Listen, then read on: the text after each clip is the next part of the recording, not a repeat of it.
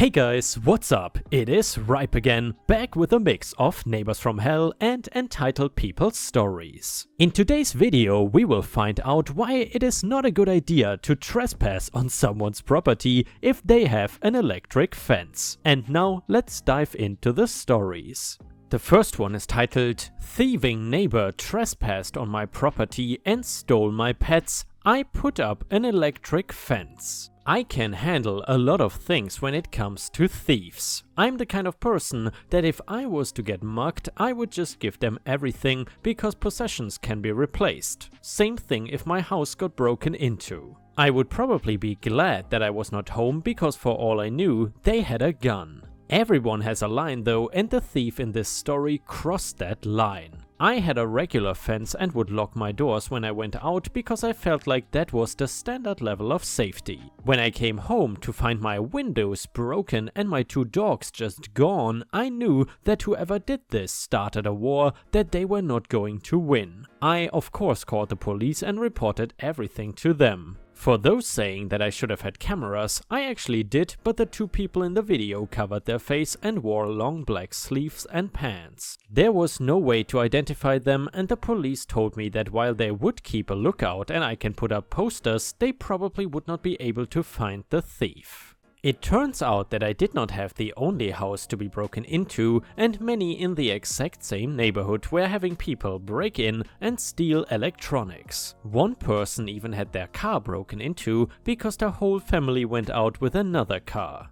A few days later, the thieves actually came back to my house and this time started stealing cash and anything light they could carry and easily pawned for cash. Most of the people in the neighborhood were sure it was somebody local because they seemed to know when the houses would be empty, and none of the videos that captured the people saw any type of car they would use to get away in.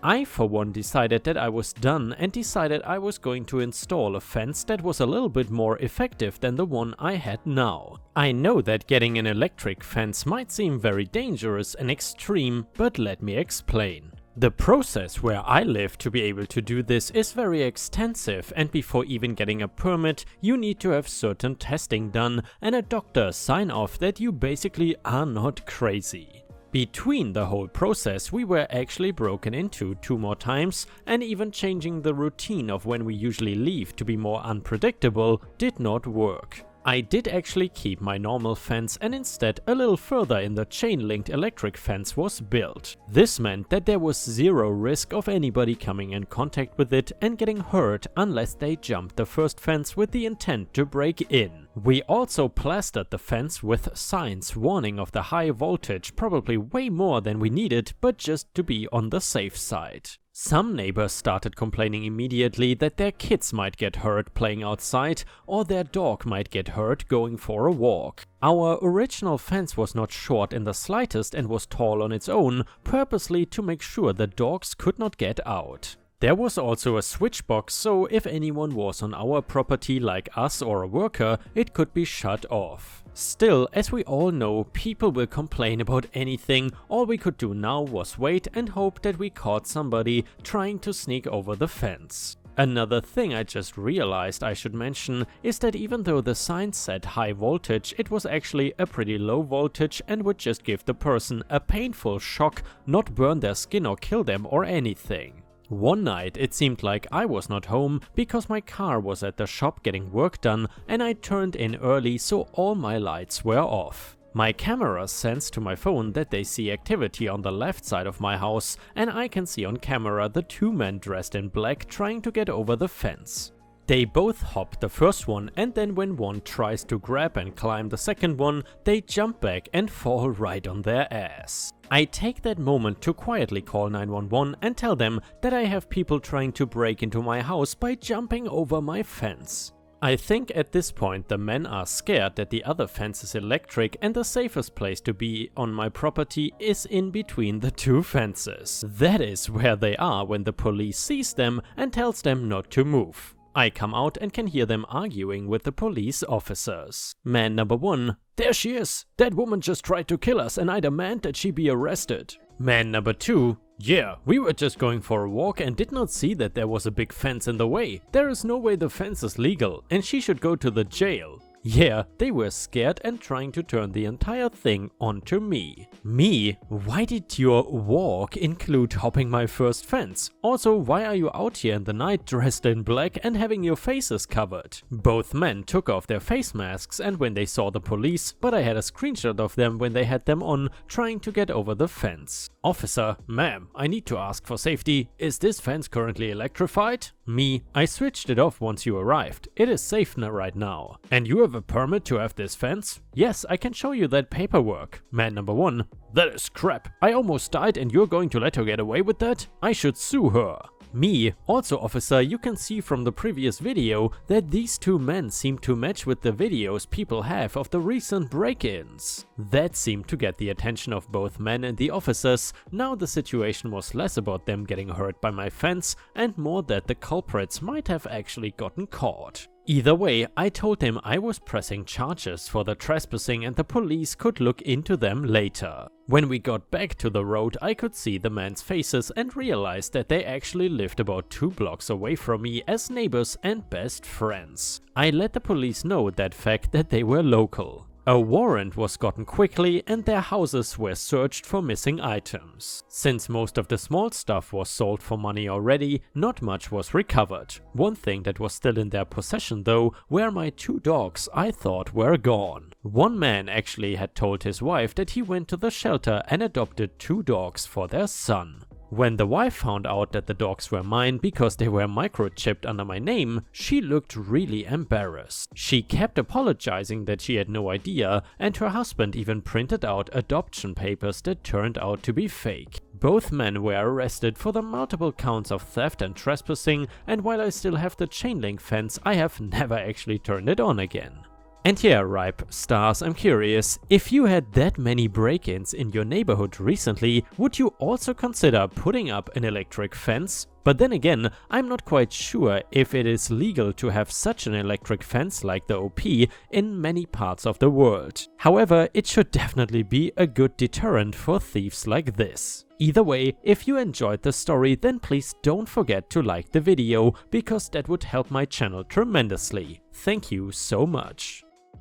The next one is titled Neighbor Wanted Access to My Pool. My spouse 45 and I 46 bought a house on February with a pool. It's a non-HOA single-family home. We keep to ourselves, have friends over occasionally, and we enjoyed having people over for food, drinks and of course swimming pool parties now that the weather allows for it. We fit in the neighborhood, or so we thought, until neighbors from 3 surrounding homes and us got into a weird conversation around their expectations to access the pool for weekend and holiday parties. Apparently the owners before us had kids and were friends with the neighborhood kids. The neighborhood kids and adults would use the pool when they wanted to, the gate was always open, and they even had their inflatables nearby and had arranged paying for the maintenance of the pool.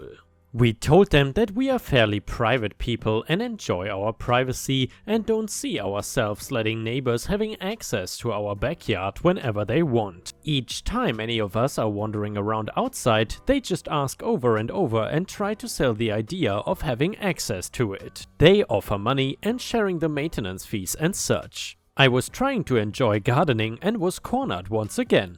I just really firmly told them that they really need to stop talking about the pool each time they see us, and then stood up and left. As I was walking back towards the gate to the backyard within our property line, they were following me, talking my ears off. One of the ladies/moms was still going on and on because she asked nicely and offers to pay for the maintenance that she really didn't understand why I was so against it. I turned around and asked them to leave now and never follow me on my property ever again. We politely decline over and over, and we are seriously getting tired of the nagging in the pool and their access to it being the only thing they want to connect with us about. It's not like we created a bond or anything, all convos are about the pool. We had a party yesterday evening, and as I was showing the front yard to my friend, my neighbor popped up and was talking about how it must be nice to be invited to enjoy the pool. And then I said to her, Can you go now? I'm having company. So guys, am I the butthole for not wanting neighbors have access to my property and seriously losing my patience with their expectations? A user in the comments said, not the a-hole, those are some entitled persistent neighbors. Also, the liability of having an open gate for everyone's access. What if a kid wandered and drowned? That will be on you. Stand your ground, I would do the same. Good luck.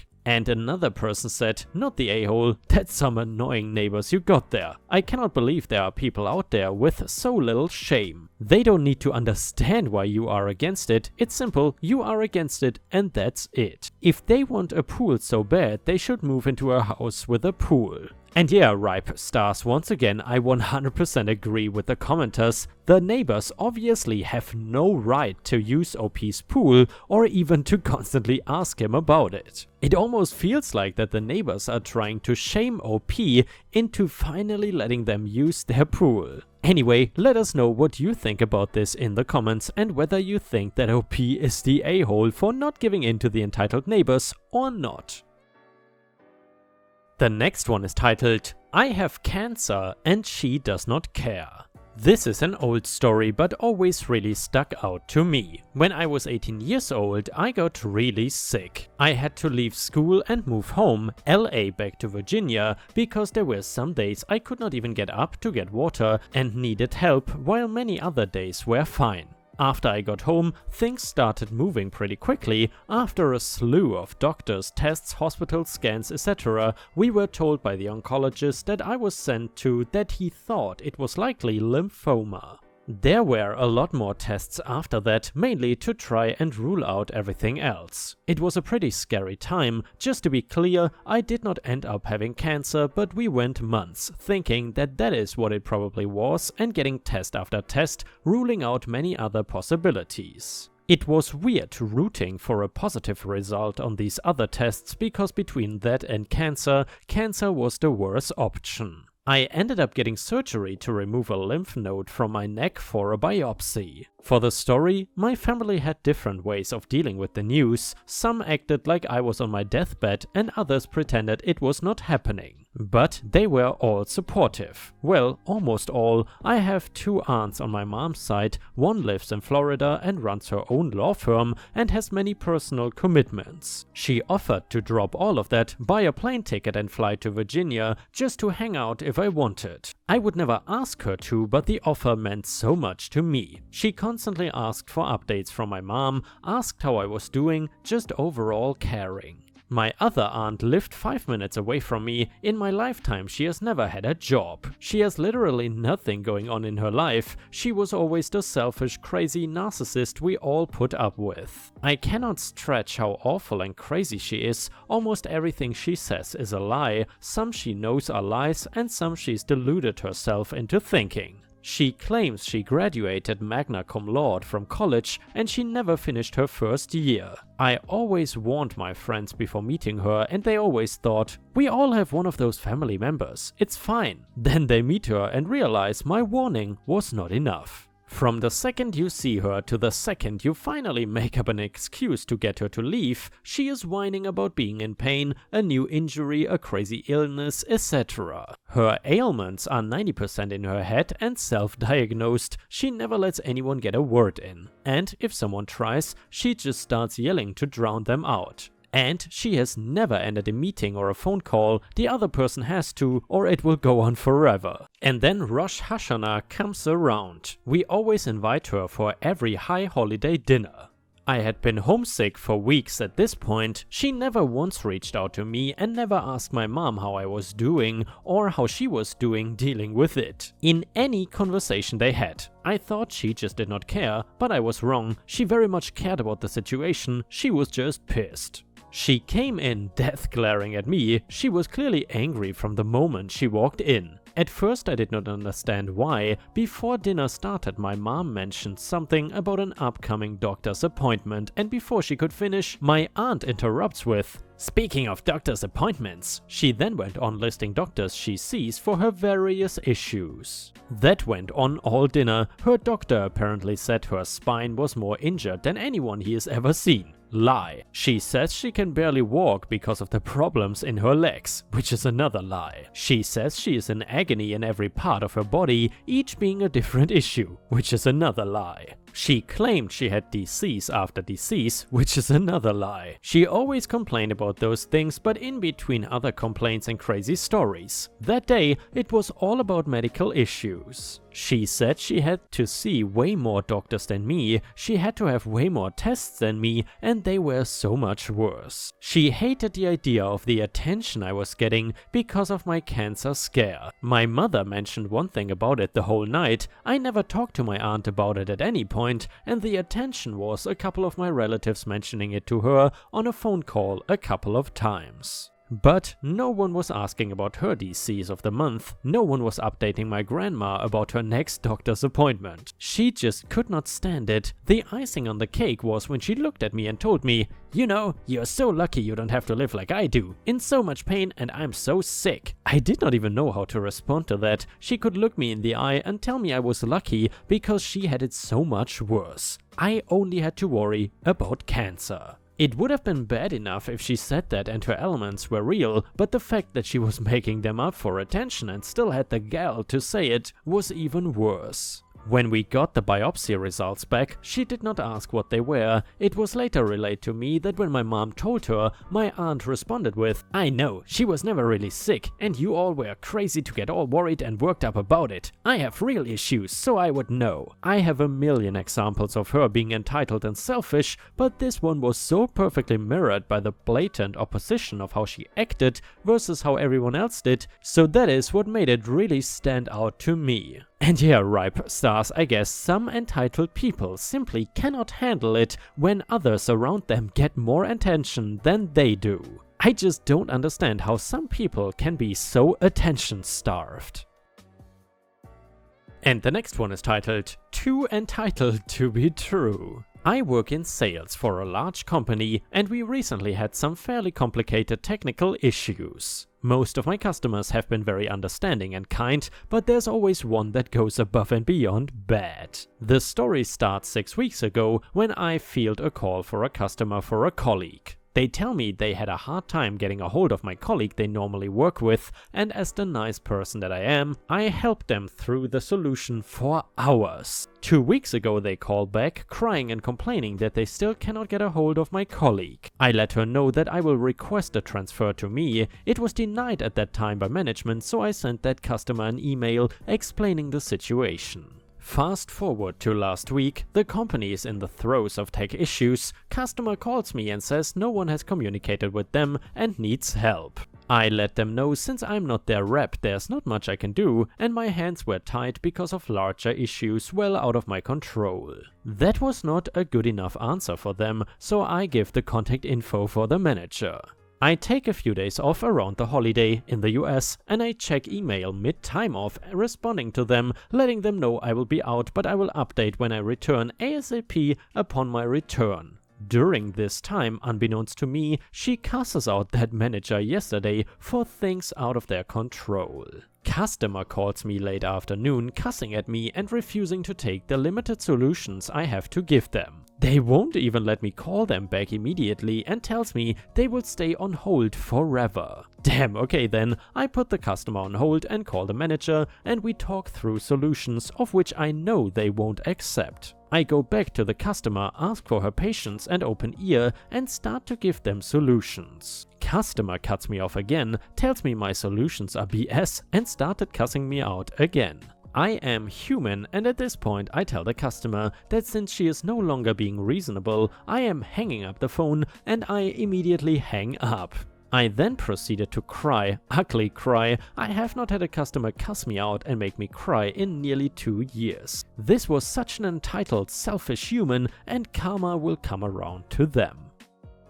And Ripe Stars, with this we have reached the end of the video. However, if you still cannot get enough of my content, then I would highly suggest to check out my endless binge watch playlist, which will soon show up in the left corner of the screen. In addition, I would really appreciate it if you could not only subscribe to the channel but also turn on the bell notifications, which you can do by clicking on the little bell icon right next to the subscribe button. This will help my channel tremendously, and this will make sure that you don't miss any of my videos. Furthermore, if you want to see additional Ripe content that I don't post on YouTube, then I would suggest to head on over to patreon.com/ripeyoutube for more than 50 exclusive videos that you will not see anywhere else. Thank you so much for your amazing daily support, and I hope to see you again tomorrow.